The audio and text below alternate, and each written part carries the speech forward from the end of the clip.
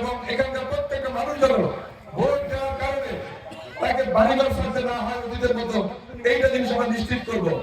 কে কাকে ভোট দিবে এটা তার একান্ত ব্যক্তিগত ব্যাপার। আমরা দীর্ঘ 17 বছর আন্দোলন করেছি গণতন্ত্রের জন্য, ভোটাধিকারের জন্য। সেই ভোটাধিকার প্রয়োগ করার আমরা সুযোগ পাচ্ছি। মানুষ তার পছন্দের প্রার্থীকে ভোট দিবে, এটাই স্বাভাবিক। আমার বিপক্ষে ভোট দিলে তার প্রতি শ্রদ্ধা থাকবে, এটা কোনো সমস্যা না।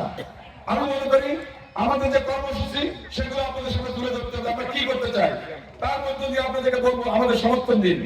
কিন্তু জোর করে বা হাতের উপর চাপিয়ে দেওয়ার যে সংস্কৃতি, সেটা থেকে আমাদের বেরিয়ে আসতে হবে। সুতরাং আপনাকে বলবো যে আপনারা নিশ্চিত থাকতে পারেন, ইনশাআল্লাহ ভোটের পর আমরা এই জনপদের যে কোনো মূল্যে আমরা সহাবস্থান নিশ্চিত করব এবং সকল ধর্মবর্ণের মানুষ মিলেমিশে আমরা একসঙ্গে থাকবো ইনশাআল্লাহ।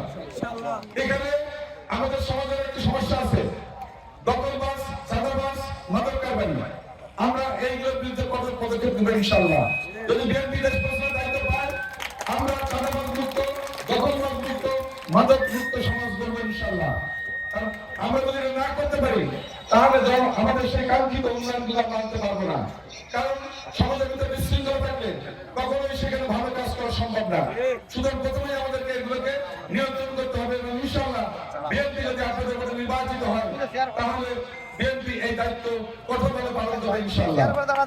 তারপর আমাদের এখানে যোগাযোগ সমস্যা আছে, রাস্তাঘাট অনেক জায়গায় সমস্যা হয়েছে, দীর্ঘদিন মেরামত হচ্ছে না, কাজ হচ্ছে না।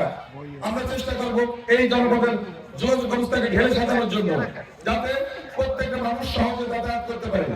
বিশেষ করে আমাদের মোংলা নদীর উপর ঝুলন্ত ব্রিজ নিয়ে কথা হচ্ছে, এই ব্রিজটা খুবই দরকার। বিশেষ করে এই জনপদের মানুষ তারা গার্মেন্টসে যাচ্ছে বা বন্দরের সাথে সংযোগ করছে, তাদের বর্ষাকালে যাতায়াতে খুব সমস্যা হচ্ছে, ইভেন সারা বছরই সমস্যা হচ্ছে। তো এই জনপদের আমাদের মানুষের সুবিধার্থে ইনশাআল্লাহ আমরা চেষ্টা করবো খুব দ্রুতই এই প্রকল্পটাকে বাস্তবায়ন করার জন্য আপনাদের মোংলা নদীর উপর একটা ঝুলন্ত ব্রিজ আমরা সেটা প্রতিশ্রুতি দিচ্ছি। আমরা যে কোনো মূল্যে এই জনপদের মানুষের আকাঙ্ক্ষা সেটা পূরণ করার জন্য আমরা কাজ করবো, যাতে আমাদের শ্রমিকরা সকালবেলায় তারা সুন্দরভাবে পার হয়ে কর্মস্থলে যেতে পারে, আবার সন্ধ্যের সময় নির্বিঘ্নে তাদের বাড়িতে ফিরে আসতে পারে।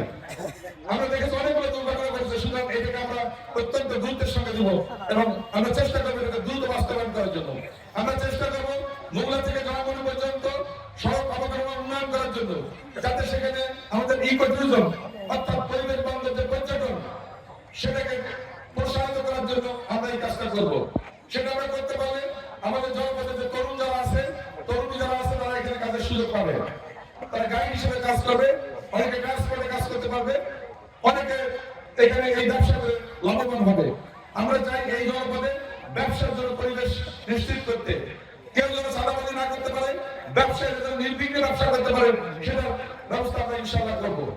আমরা চেষ্টা করবো এই অবকাঠামো উন্নয়নের মধ্য দিয়ে মোংলা বন্দরের সক্ষমতা বাড়ানোর জন্য।